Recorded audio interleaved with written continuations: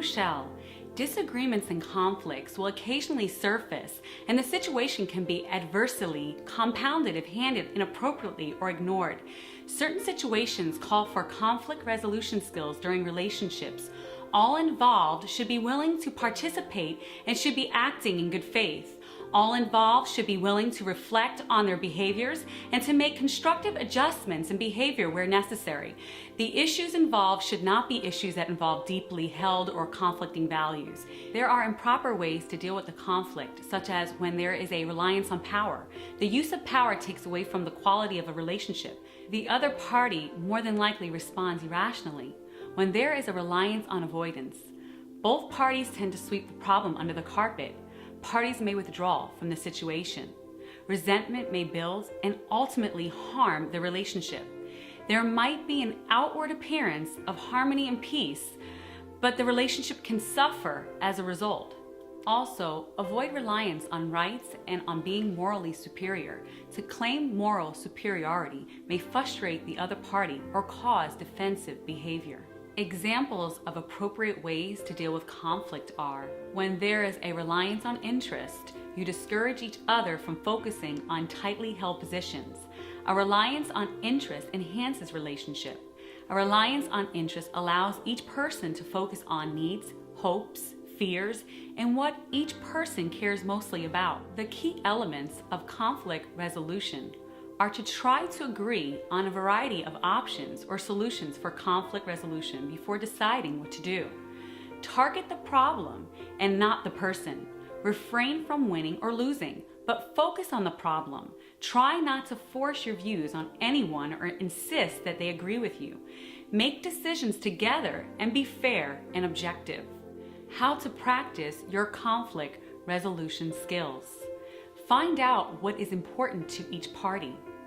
Clearly define concerns, needs, and hopes. Verbalize what the issue is. Focus on what the facts are, not what the assumptions or beliefs are. Determine what options are most and least important for each party. Try your best to be objective. Understand that we all have occasional conflicts, even with the people that we love, but we should be careful not to let the conflicts escalate into fights or violent behavior. When faced with a conflict, understand that it is not the end of the world. Conflicts are normal in human interaction. Therefore, try to practice de-escalating conflictual situations until it becomes easy to do. Try not to yell or raise your voice. Listen to the other person. No name calling or insults. Try to find a neutral ground, but if no compromise can be found, ask for outside help. Acknowledge what personal needs are being threatened by the dispute. Agree on ground rules and be aware that an attitude of understanding and equality is better than one of indifference and superiority. Summarize what concerns and needs that were discussed, as well as priorities agreed upon. Then agree on how each person will follow up in the very near future. Things to avoid: acting impulsively, not taking the other person's feelings into account, not addressing the situation by ignoring your partner, acting closed-minded and not listening to the other person's opinions, insisting that you are right. Proper attitude for conflict resolution. Verbalize your commitment to the relationship as paramount. Actively listening to the other person's side of the story. Actively listening is important in building trust.